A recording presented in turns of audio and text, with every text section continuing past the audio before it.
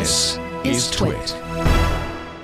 You did a story, Nate, that said that the Parler has reappeared. Well, with the help of Russia. Yeah. So I was doing some reverse DNS digging to try and figure out where the servers were, and I found that it was using a service called DDoS Guard, which is operated by two Russian people. Although the office I found was registered. It's in Edinburgh. It's in Edinburgh. Yeah. But what it seems to be, although it is that was accurate, DDoS Guard isn't hosting. It's like a Cloudflare equivalent, from what I'm aware of. Right. So they're using that, but it pointed towards the cogs working in the background to suggest like things are moving. The domain also has moved. It's now being managed by Epic, but Epic with a K, EPIK, which also is the registrar for Gab. Oh yeah. So like there's things moving that suggests it's on its way. But at the time of speaking now, Parler.com at least still says technical difficulties. It's a very similar message to what was on the other day when I was reporting this for Bloomberg. But yeah, I'm keeping my eye on it quite closely. CEO John Matsakis, you quote saying from his post saying, "Our return is inevitable due to hard work and persistence against all odds." That's a little bit of a change from his earlier story. I don't know how I'm going to get this back online. He says, despite the threats and harassment, not one Parler employee has quit. We are becoming closer and stronger as a team here in our bunker. Oh, no, I added the bunker part. I can believe that. It's a small team. And I think it probably will come back in some form. The question will be initially whether it comes back in a way that preserves the historic content. You know, is it your same account? If you have a problem, can you verify, pardon me, it's late, to get back in if you got your password, or will you have to set up a new account? There's a lot of stuff like that may mean that it loses some of the buzz perhaps that it had. But I do believe it'll probably come back because it had a lot of users. I'm still a First Amendment absolutist. Obviously, the First Amendment doesn't protect incitements to violence or planning violence or violent insurrection or sedition. And the problem Parler had was that they didn't seem to be able to take that stuff down. But I think there needs to be places like Gab and Parler. I'm not going to hang out there, but I think everybody should have the right to express their opinion, right? Well, no, I'm sorry. Not everybody. It's you. So this is, by the way, this is the European versus the American debate. Let me just cover up my popcorn. I'm sorry. Everybody, even you don't think everybody should have a right to express their opinion. If there is, terrorism or child abuse. No. There are certain things that are illegal that should, like incitement to violence or child abuse, that absolutely should not be expressed. But if you want to say, I think President Trump won the election and it's a damn shame that it was stolen from him, you should have the right to say that. Yes. I think you do, though. Do you not have the right to say that on it's Twitter? absolutely protected, yeah. Yeah, and I think the question is sort of like, these platforms are given a lot of credit in these discussions. Like, let's look at what Parler is, right? It was funded by, a very politically oriented conservative family. They were collecting people's driver's license, very sensitive information.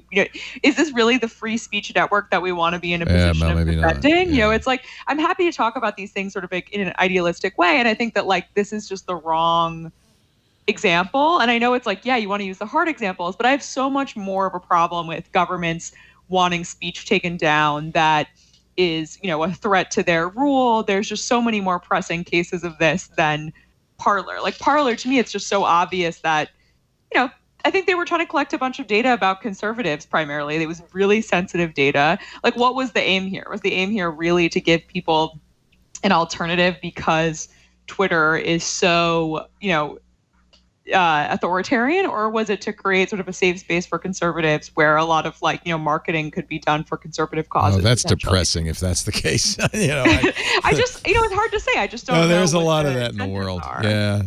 Unfortunately, there's a lot of that in the world on every political I just look spectrum. At something like Mastodon or like some of these other sites like Minds, like some of these other ones where I'm like, okay, it seems like more like the people behind this are really thinking about I love Mastodon. Actual free speech. We have our own Mastodon instance, which I run, called twit.social.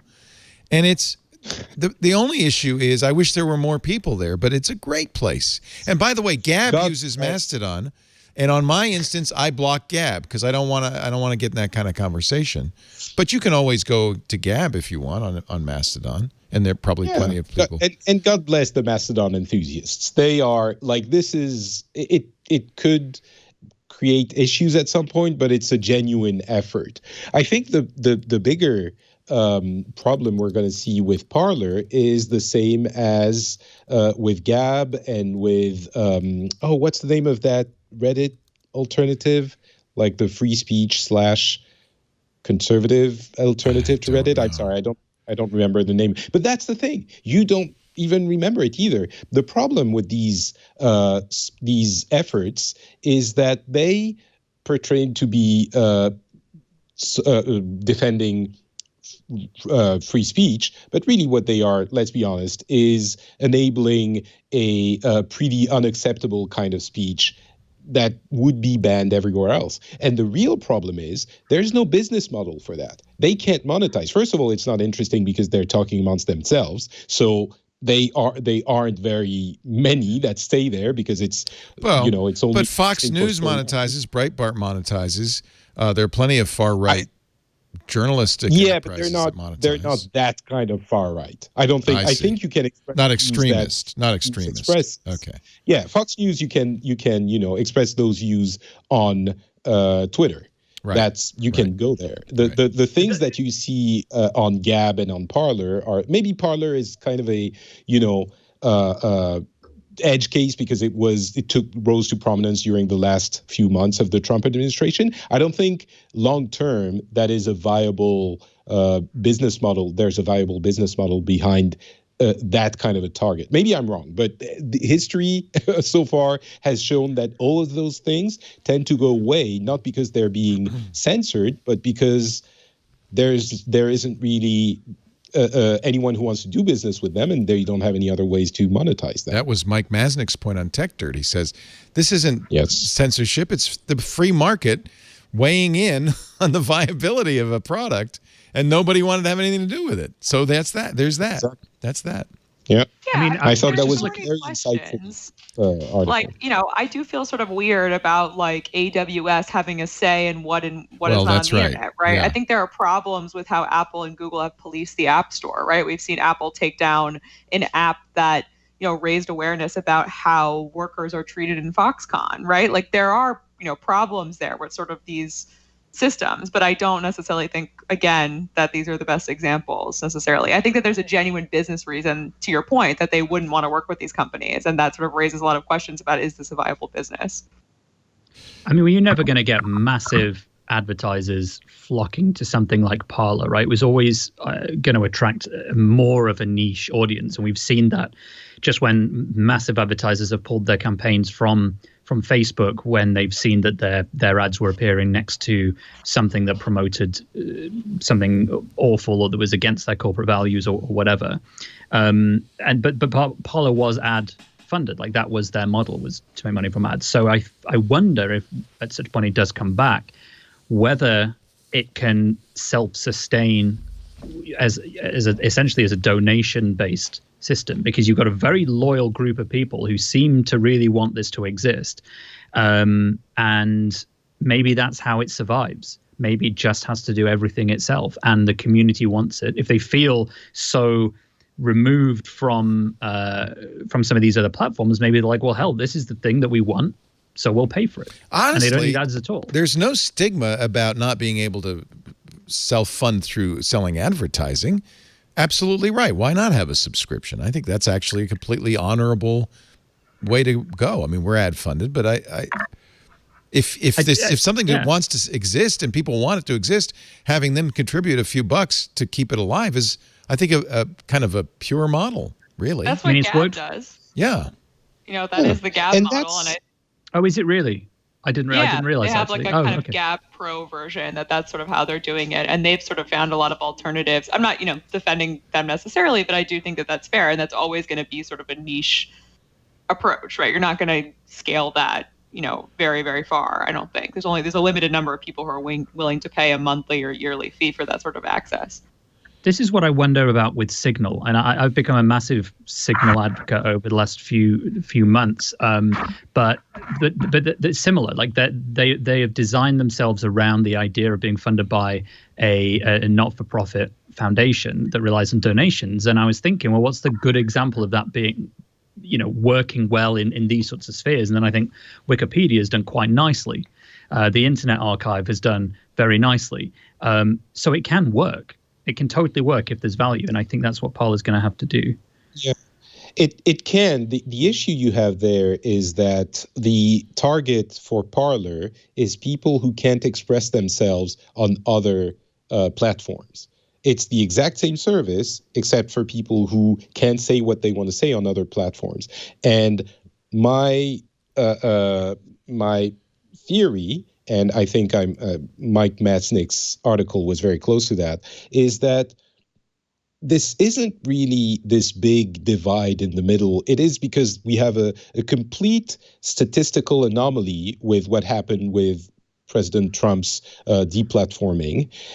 And that made a lot of noise. But the reality of the situation is that group that can't say what they want on the general platforms is very small. So I don't think you're going to find a lot of, and I would guess, maybe I'm wrong, but I would guess not a lot of them are going to be funding or donating to these platforms on the long run. So I don't think there's a natural alliance between like other groups that do have these problems, right? Like I don't think you see sex workers or you see, activists who are often sort of kicked off these platforms or like have problems with moderation. Like they don't want to be on these platforms either, right? Like they're not necessarily just attracting the free speech people or the people who have grievances with the big platforms. They're attracting like even a smaller subset of that.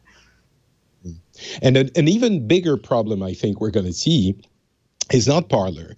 What we're going to see is what actually Nate mentioned, things like Signal and Telegram and the other, end-to-end encryption services, WhatsApp, which are exactly, for example, which are going to have to start dealing. But WhatsApp, they can kind of police things a little bit more easily. I think something like Signal is going to have a hard time moderating these groups if they start adopting Signal massively. I don't know what the biggest... It's a huge problem for Telegram, right? Yes, yeah, Telegram, exactly. though, has a little bit more, I think, culpability in that because the Telegram channels by default are not end-to-end encrypted, right? So they have some, visibility into them. Yeah, whereas Signal really is sort of just like, we don't know what's going on in the platform, which I think is sort of an existential question. It's unmoderatable, therefore, and so they're off the hook, right? By design. By design. But that's the thing. I think that's the point where we're going to start seeing in the next, I don't know, year, 2 years, 5 years, encryption advocates and absolutists who might have to start thinking about that idea because... Never. Well, never. WhatsApp has already had this problem, right? They've had this problem in India. They've had this problem in places like the Philippines. And what WhatsApp has done is they've made a couple of like tweaks around the edges, right? So like they have, limited the amount that you can forward messages, for example, since they realized that like, forward chain messages were a big source of this stuff. But I think you can only sort of work around the edges if you want to keep the end-to-end encryption in place. There's a lot of reasons for that. And that's going to be really tricky. That's a really good point because you're right. Part of the reason that was such a problem for WhatsApp is that it's so pervasive and it's at such a giant scale. And there was no filtering in the way that posts sometimes just because of the algorithm don't appear in your feed on Facebook. With WhatsApp, you get everything. There's no algorithm deciding which messages from which people you get everything. So it had that power to spread like, I don't want to use like virus because bad connotations right now, but like wildfire, maybe. Yeah, it not the greatest connotations here either. No, that's true. All right, it spread very quickly. It spread very, very quickly. But that most platforms aren't at that scale, and so it will be interesting if something like Signal got to that middle ground where it was big enough to be a problem, but not so big that they had to enforce something like WhatsApp did to keep it under control. Yeah.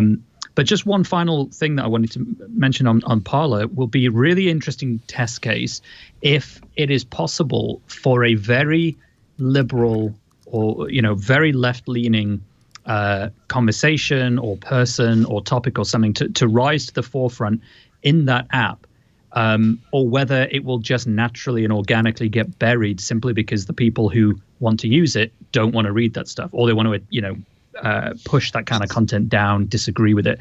It'll be really interesting if we ever see a prominent liberal voice, I suppose, is what I'm getting at on Parler. They don't need it. They can speak on Twitter, and then you're going to have people who are going to say, "Oh, but see, that's proof of bias." But it isn't. It's society as a whole deciding what's acceptable and what isn't. That's exactly, again, getting back to that, Masnick's point. It's us together. It wasn't Twitter and Facebook Illuminatis getting together in a room and saying, we're going to ban this and this and this word. It looked like this in form because that's the way it happened, but it was really much wider than that. It was society saying, all right, that's it. Now we say stop. And we was society that took the form of public pressure on many, many different companies that pushed that kind of speech to the edges. So the left-wing prominent voices can still say what they want on Twitter, I think. It's a different, I'm all for both sides. Really, like the Phileas Club is essentially a both sides podcast. It's very important to me, and it's very important that we listen to everyone. I think that's key to the future. But this, I don't think is you can equate. Well, because these are private companies. They're just businesses. Is that why? No, what I mean is it's not, when we take the example of on those free speech platforms, will left leaning voices rise to prominence? I don't think they will, because they don't need those quote unquote free speech platforms. Those platforms are created to host speech that is unacceptable to fringe society. Speech. Fringy speech. Yeah. And those left leaning figures can say what they want on the existing platforms, so they don't need to go there. What about MeWe? This is a alternative social network designed to replace Facebook. Tim Berners-Lee was very much involved with it, and apparently becoming a haven also for extremist far-right activity. Is there something about social networks that causes what's going on? Or, what's happened is you squeeze so hard on the mainstream networks that the jam is coming out of the sandwich and it's spreading to wherever it can flow.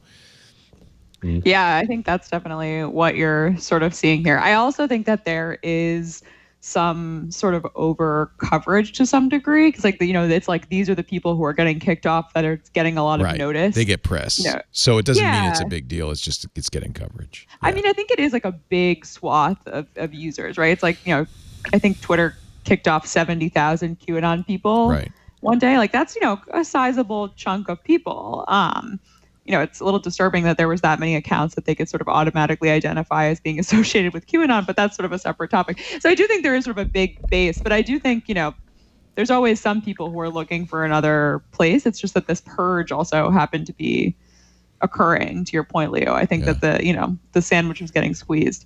It's a terrible metaphor. It's a terrible metaphor, and I totally apologize for it. But it's apt. It's apt.